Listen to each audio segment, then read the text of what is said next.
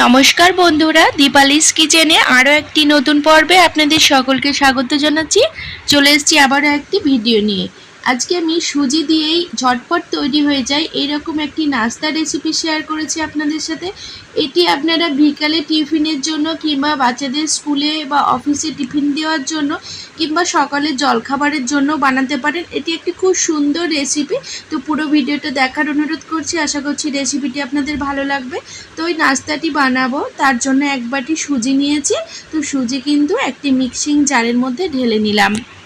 এবার আমি স্বাদ অনুযায়ী লবণ দিয়ে দিচ্ছি আর 3 টেবিল চামচ মতো চিনি দিয়ে দিচ্ছি। এখানে মিষ্টি আপনারা আপনাদের পছন্দ মতো কম বা বেশি করে নিতে পারেন, তবে এই নাস্তার রেসিপিটিতে কম মিষ্টি হলেই কিন্তু বা মাঝারি মিষ্টি হলেই খেতে ভালো লাগে। তো বন্ধুরা, এখানে এক বাটি সুজির জন্য এক বাটি জল দিয়ে দিলাম। এবার এটিকে স্মুথ পেস্ট বানিয়ে নেব। তো বন্ধুরা, এখানে আমি সমস্ত কিছু বেটে নিয়েছি। দেখুন, খুব সুন্দর পেস্ট তৈরি করে নিয়েছি। এখন একটি বড় সাইজের বাটির মধ্যে এই পেস্ট ঢেলে নিচ্ছি। বন্ধুরা, এই রেসিপিটি কিন্তু ঝটপট তৈরি হয়ে যায়। এটি বানাতে কিন্তু একটুও সময় লাগে না।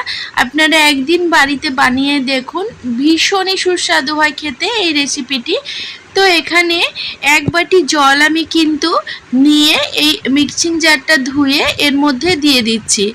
তো মোট এখানে আমি এক বাটি সুজির জন্য কিন্তু 2 বাটি জল ব্যবহার করেছি। জল অবশ্যই আপনারা আপনাদের আন্দাজ মতো দিয়ে নেবেন, কতটা পরিমাণে বানাচ্ছেন সেই অনুযায়ী দেবেন। তো এখানে জল দিয়ে সমস্ত ব্যাটার একবার গুলিয়ে নিলাম। এখন এর মধ্যে এক বাটি সুজির জন্য কিন্তু আমি হাফ বাটি ময়দা দিয়ে দিচ্ছি। আপনারা চাইলে এই রেসিপিটি আটা দিয়েও করতে পারেন, তবে আমি কিন্তু ময়দা ব্যবহার করলাম। এবার ময়দা দিয়ে এই ব্যাটার আস্তে আস্তে মিক্সড করে নিতে হবে। তবে একবারে ময়দা ঢেলে দিলে কিন্তু চলবে না, সেক্ষেত্রে দলা পেকে যেতে পারে। এইভাবে অল্প অল্প করে ময়দা দিয়ে ভালোভাবে ব্যাটারটা মিশিয়ে নিতে হবে। তো বন্ধুরা, পুরো রান্নার ভিডিওটি দেখুন। ভিডিওটি ভালো লাগলে অবশ্যই একটি লাইক করে দেওয়ার অনুরোধ করছি, কারণ আপনাদের একটি লাইক আমার কাছে ভীষণই মূল্যবান। আর আমার সাথে থাকার জন্য চ্যানেল সাবস্ক্রাইব করে বেল নোটিফিকেশানটা অবশ্যই অন করে রাখবেন, তাতে আমি যখনই আগামী দিনে নতুন ভিডিওর আপলোড দেব তার নোটিফিকেশান আপনারা সবার প্রথমে পেয়ে যাবেন। আর ভিডিওগুলো কিন্তু আপনারা আপনাদের সময় সুযোগ বুঝে দেখে নিতে পারবেন। এইরকম অনেক নিত্য নতুন রেসিপি কিন্তু আমি আগামী দিনেও আপনাদের সাথে শেয়ার করব। তো খুব ভালোভাবে বন্ধুরা দেখতে পাচ্ছেন ব্যাটার মিশিয়ে নিয়েছি। এবার 1 চা চামচ মতো এখানে আমি বেকিং পাউডার দিয়ে দিচ্ছি। তো বেকিং পাউডার দেওয়ার কারণে কিন্তু এই নাস্তাটি অসংখ্য ছিদ্রযুক্ত হবে আর খেতেও কিন্তু ভালো লাগবে। আর এখানে বেকিং পাউডার দেওয়ার পরে আবারও ভালোভাবে মিশিয়ে নিলাম। তো এখন ব্যাটারটা সম্পূর্ণভাবে রেডি হয়ে গেছে।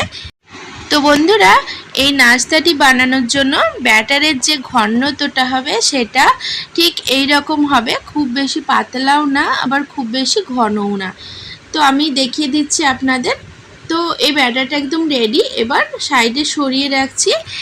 অন্যদিকে ওভেনের ওপর কড়াই বসিয়ে এর মধ্যে 1 বাটি দুধ ঢেলে দিলাম। দুধ কিন্তু আমি আগে থেকে গরম করে নিয়েছি বন্ধুরা। তো এখানে আমি 2 থেকে 3 বার দুধে বলক তুলে জাল করে নেব।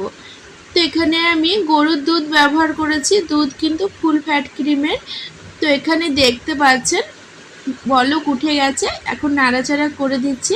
আরও 2 থেকে 3 বার এইভাবে বলক তুলে নেব যাতে দুধ ঘন হয়ে আসে। তো এরই মধ্যে আমি 3 টেবিল চামচ মতো মিল্ক পাউডার দিয়ে দিচ্ছি। এটি কিন্তু আমি আগে থেকে দুধে ভালো করে গুলে রেখেছিলাম যাতে দলা পেকে না যায়, সেজন্য কিন্তু মিল্ক পাউডার দুধে দেওয়ার আগে অল্প একটু উষ্ণ গরম দুধ দিয়ে গুলে নেওয়াটাই খুবই দরকার। তো মিল্ক পাউডার দেওয়ার কারণে কিন্তু এটি খেতেও সুস্বাদু লাগবে আর দুধ কিন্তু খুব তাড়াতাড়ি ঘন হয়ে আসবে। তো দেখতে পাচ্ছেন দুধ ঘন হয়ে এসেছে কতটা। এখন এর মধ্যে 3 থেকে 4টে এলাচ ফাটিয়ে দিয়ে দিচ্ছি। তো তো এলাচ দেওয়ার কারণে এর মধ্যে কিন্তু খুব সুন্দর একটি ফ্লেভার আসবে। এবার 3 টেবিল চামচ চিনি এর মধ্যে দিয়ে দিচ্ছি। তো বন্ধুরা চিনি দেওয়ার পরেও আরও 2-3 বার বলক তুলে নেব, কারণ চিনি দিলে চিনি থেকে একটু জল বেরোয়, সেটা তো আপনারা সকলেই জানেন। তো চিনি দেওয়ার পরে 2-3 বার বলক তুলে নিয়েছি।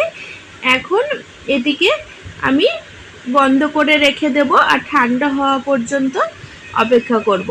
দুধের ঘনত্বটা দেখতে পাচ্ছেন কতটা গাঢ় হয়ে এসেছে, আর এটি একদম মালাইয়ের মতো তৈরি হয়ে গেছে। ঠান্ডা হলে কিন্তু আরও জমে আসবে বা আরও ঘন হয়ে যাবে, তাই আর বেশি ঘন করছি না। এইভাবেই কিন্তু আমি এটিকে নামিয়ে নেব। তো এটি রেডি হয়ে গেছে। এবার ওভেন বন্ধ করে দিয়ে ঠান্ডা হওয়ার জন্য রেখে দেব। তো এটা ঠান্ডা হোক, ততক্ষণে আমি ওভেনের উপরে একটি ননস্টিকের তাওয়া বসিয়ে নিয়েছি। তারপরে আগে যে ব্যাটারটা গুলে রাখলাম সেই ব্যাটার থেকে 1 হাতা করে ব্যাটার নিয়ে এইভাবে দিয়ে নাস্তাগুলো বানিয়ে নেব। তো বন্ধুরা দেওয়ার পরেই হয়তো আপনারা দেখতে পাচ্ছেন এই নাস্তাগুলোতে অসংখ্য ছিদ্র হওয়া শুরু করেছে, আর দেখতেও কিন্তু খুবই সুন্দর লাগছে। তো এইভাবে আপনারা নাস্তাগুলো বানিয়ে নিতে পারেন। আর এখানে কিন্তু আমি কোনো তেল ব্যবহার করিনি, একদম তেল ছাড়া নাস্তা। এটি দেখুন কত সুন্দর লাগছে আর ইজিলি কিন্তু তাওয়া থেকে উঠে আসছে।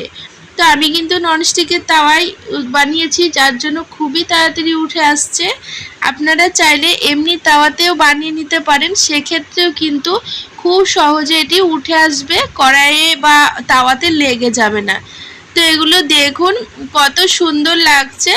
এইভাবে আমি বাকি ব্যাটার থেকে নাস্তাগুলো তৈরি করে নেব।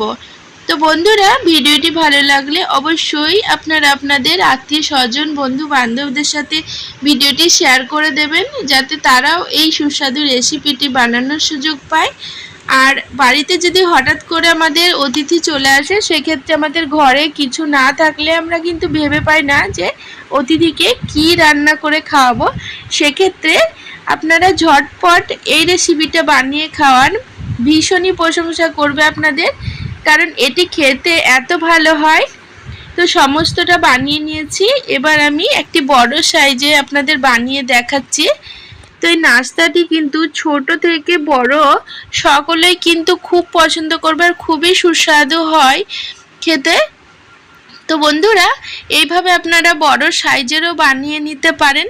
দেখুন এটি একদিক হয়ে গেছে, এবার আমি তাওয়া থেকে তুলে নিচ্ছি। আর বন্ধুরা এগুলো কিন্তু একদম নরম তুলতুলে সফট হয়, আপনারা একদিন বানিয়ে দেখবেন তাহলে বুঝতে পারবেন। আর এখন কিন্তু অনেকেই আছেন যারা তেলযুক্ত খাবার খেতে চান না, তারা কিন্তু খুবই সহজে এই নাস্তাটা বানিয়ে খেতে পারেন। সকালের নাস্তাতেও বা জলখাবারেও কিন্তু এটি তৈরি করা যায়। তো এখানে দেখুন সবগুলো আমি নাস্তা খুবই সুন্দরভাবে বানিয়ে নিয়েছি। আর এখানে কতগুলো ছিদ্র তৈরি হয়েছে দেখুন, আর একদম নরম তুলতুলে হয়েছে। তো এগুলো তো রেডি হয়ে গেছে। এবার আমি আগে থেকে যে দুধের মালাই তৈরি করে রাখলাম সেটিকে আমি এবার এই ওপর থেকে ছড়িয়ে দেব চামচে করে। তো সুন্দর এতে দেখতে তো লাগবেই, খেতেও কিন্তু ভীষণই সুস্বাদু লাগে এইরকমভাবে, কারণ দুধের এই মালাই যে নাস্তার মধ্যে অসংখ্য ছিদ্র তৈরি হয়েছে সেই ছিদ্রর মধ্যে কিন্তু ঢুকে যাবে, আর এর স্বাদ কিন্তু 1000 গুণ বেড়ে যাবে। তো বেশি পরিমাণে আমি কিন্তু দিলাম না, খুব অল্প পরিমাণে দিয়েছি। আর বাকি যে দুধের মালাই থাকলো এটি কিন্তু আমি খাবারের সময় আরও একটু বেশি করে পরিবেশন করে দেব বা এই নাস্তার উপর ছড়িয়ে দেব, যাতে দেখতে সুন্দর লাগে আর স্বাদটাও ভালো হয়। তো বন্ধুরা একদিন হলেও বাড়িতে তৈরি করুন, খুবই সুস্বাদু নাস্তা কিন্তু